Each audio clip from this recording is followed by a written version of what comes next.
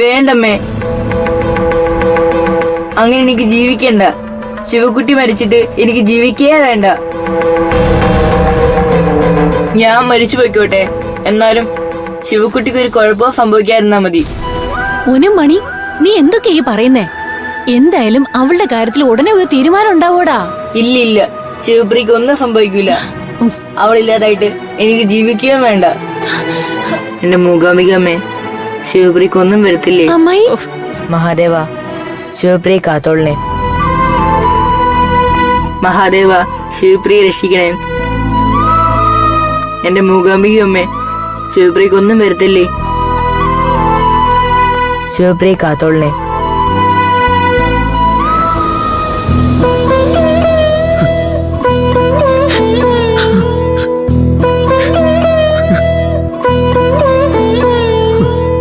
അമ്മേ, മഹാമായ ദേവി, എന്റെ കുഞ്ഞിനെ ജീവനോടെ നൽകാൻ കഴിഞ്ഞില്ലെങ്കിലും അവൾ അധികം വേദനിപ്പിക്കാതെ സുഖമരണം നൽകി അനുഗ്രഹിക്കണേ മഹാദേവ.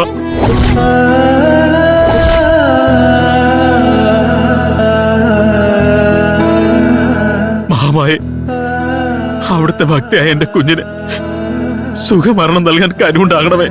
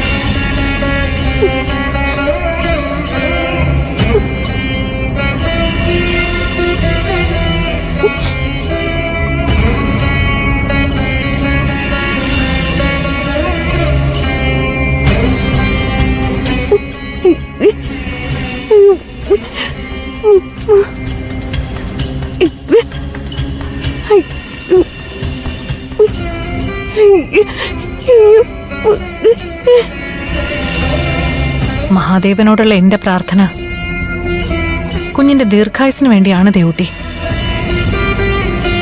അതിനുവേണ്ടി നീയോ ആഗ്രഹിക്കുന്നില്ലേ?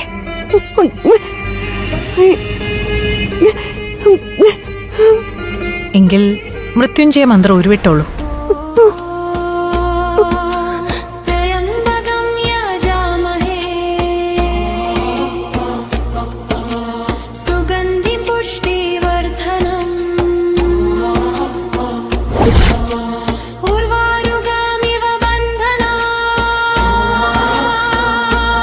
കുഞ്ഞിന്റെ അച്ഛന് അവളുടെ സുഖമരണത്തിന് വേണ്ടി പ്രാർത്ഥിക്കാം. പക്ഷേ മാതൃഭാവത്തിന് അങ്ങനെ ഒരിക്കലും പ്രാർത്ഥിക്കാൻ പറ്റില്ലല്ലോ. മാതൃ മനസ്സിന്റെ ഈ പ്രാർത്ഥന ആ കുഞ്ഞിന്റെ വിധിയെ മാറ്റിമറിക്കുമോ?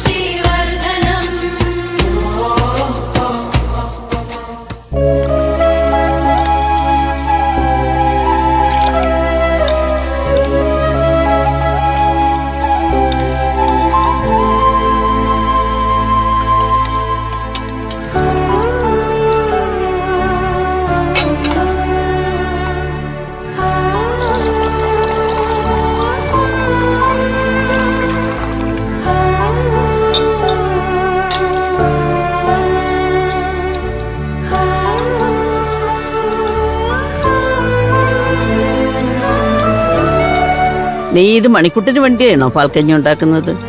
ഇത് അധികമാണല്ലോ. മണിക്കും ശിവപ്രിയമോൾക്കും വേണ്ടിയാ. ആ, അതെന്റെ കണ്ണടയാൻ നേരത്തെങ്കിലും നിനക്ക് അവൾക്ക് വേണ്ടി ആഹാരം ഉണ്ടാക്കാൻ തോന്നിയല്ലോ.